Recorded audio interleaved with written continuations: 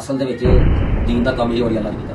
ਅੱਛਾ, ਬਿਲਕੁਲ ਸਹੀ। ਅਸਲ ਦੀਨ ਦੀ ਬੁਨਿਆਦ ਔਰ ਅਸਲ ਦੀਨ ਜਿਹੜਾ ਨਾ ਔਲੀਆ ਅੱਲਾਹ ਨੇ ਹੀ ਖਿਲਾਰਿਆ। ਖੁਦਾ ਜਿਹਨੂੰ ਤੁਸੀਂ ਇੱਕ ਵਾਹਿਦ ਸ਼ਰੀਕ ਮੰਨਦੇ ਹੋ, ਜਿਹੜਾ ਅਮਰ ਉਹ ਕਰ ਰਿਹਾ ਉਹ ਤੁਹਾਡੇ ਕੋਲ ਕਰਵਾ ਰਿਹਾ। ਇਸ਼ਕ ਤੋਂ ਬਗੈਰ ਕੁਝ ਨਹੀਂ ਹੈਗਾ। ਬਿਲਕੁਲ ਇਹ ਕਾਇਨਾਤ ਦੀ ਬੁਨਿਆਦ ਹੀ ਇਸ਼ਕ ਨਹੀਂ ਹੈ ਕਿ ਇਹ ਜਿਹੜੇ ਸ਼ਰੀਅਤ ਲੋਕ ਕਹਿੰਦੇ ਨੇ ਕਿ ਸ਼ਰੀਅਤ ਹੋ ਰਹੇ ਤਰੀਕਤ ਹੋ ਰਹੇ।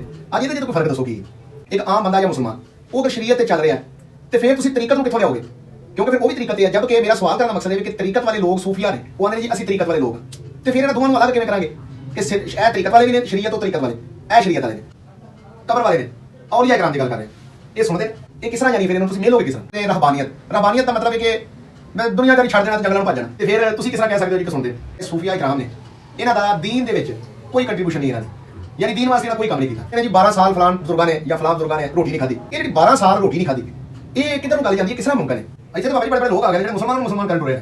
ਹੁਣ ਤਾਂ ਲੋਕ ਕਹਿੰਦੇ ਨੇ ਜੀ ਕਿ ਨਾਜ਼ਰੀਨ ਤੁਹਾਨੂੰ ਪਤਾ ਹੈ ਸਾਰਾ ਕਿ ਇੱਥੇ ਲੋਕ ਜਿਹੜੇ ਨੇ ਉਹ ਮੁਸਲਮਾਨਾਂ ਨੂੰ ਹੀ ਮੁਸਲਮਾਨ ਕਰਨ ਆ ਗਏ ਨੇ, ਨਵਾਂ ਦੀਨ ਲੈ ਕੇ ਆ ਗਏ ਨੇ। ਐਸੀ ਦੁਨੀਆ ਦੇ ਉੱਤੇ ਲੋਕ ਆ ਗਏ ਨੇ ਜਿਹੜੇ ਕਹਿੰਦੇ ਨੇ 1400 ਸਾਲ ਤੋਂ ਲੈ ਕੇ ਹੁਣ ਤੱਕ ਦੀਨ ਸਹੀ ਸਾਡੇ ਤੱਕ ਪਹੁੰਚਿਆ ਨਹੀਂ, ਦੀਨ ਅਸੀਂ ਦੇ ਰਹੇ ਹਾਂ। ਦੇਖੋ ਸਾਇੰਸ ਇਹ ਕਹਿੰਦੀ ਹੈ ਕਿ ਬੰਦਾ 3 ਦਿਨ ਨਾ ਖਾਵੇ ਜਾਂ 4 ਦਿਨ ਤੇ ਬੰਦੇ ਦੀ ਡੈਥ ਹੋ ਸਕਦੀ।